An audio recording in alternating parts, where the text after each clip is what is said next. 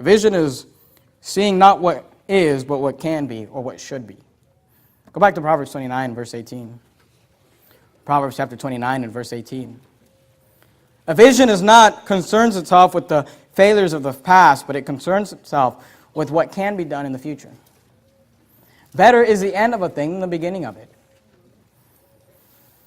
You got to get a vision for your family. You got to get a vision for your finances. You got to get a vision for faithful service. Proverbs 29, verse 18 says, where there is no vision, the people perish. I heard a pastor one day, long time ago, I was listening to preaching.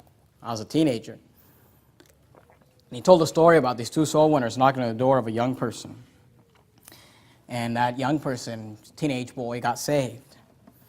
And he got excited and invited his family to church with them. And that next Sunday, the entire family went to that Baptist church that those soul winners came from. And when they walked into the church auditorium, this young person looked up, and just like we have this sign up here, they had a sign behind the pulpit, behind the platform. And what it was someone had crafted these individual letters out of wood. And they had across that platform these words, where there is no vision, the people perish.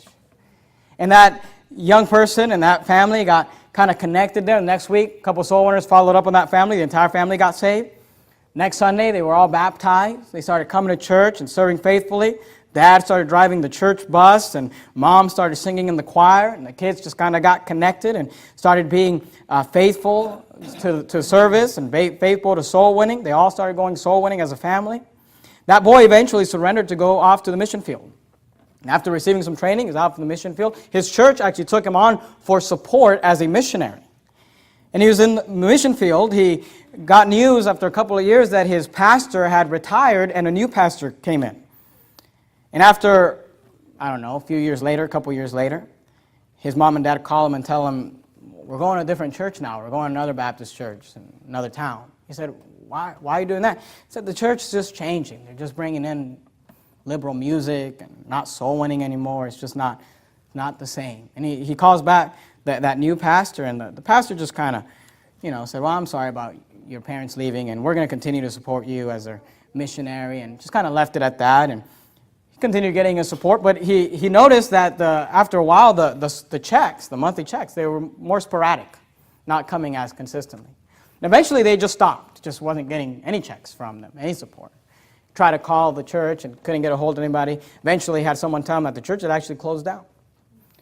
And this young man comes back to the United States on a furlough. He decides, I'm going to stop by that building and see what's going on. I want to see with my own eyes. He drives up to that building and he sees the windows are boarded up.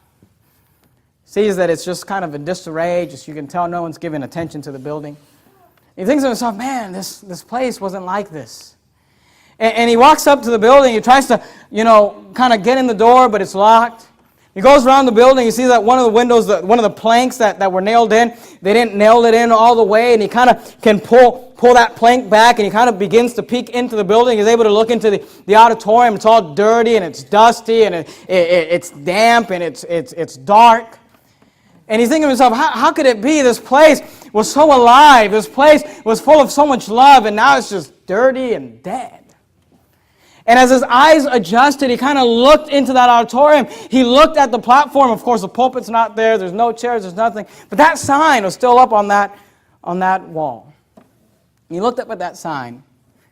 The only thing is that W had fallen off. And the sign out read, "Here there is no vision.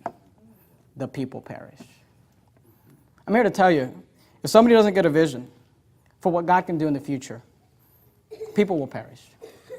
There are families, there are children that will not be raised right, there are marriages that will end in divorce, there are people that will die and go to hell for no other reason than the fact that there was a group of people that did not have the ability to look into the future and see not what is, but what can be and what should be.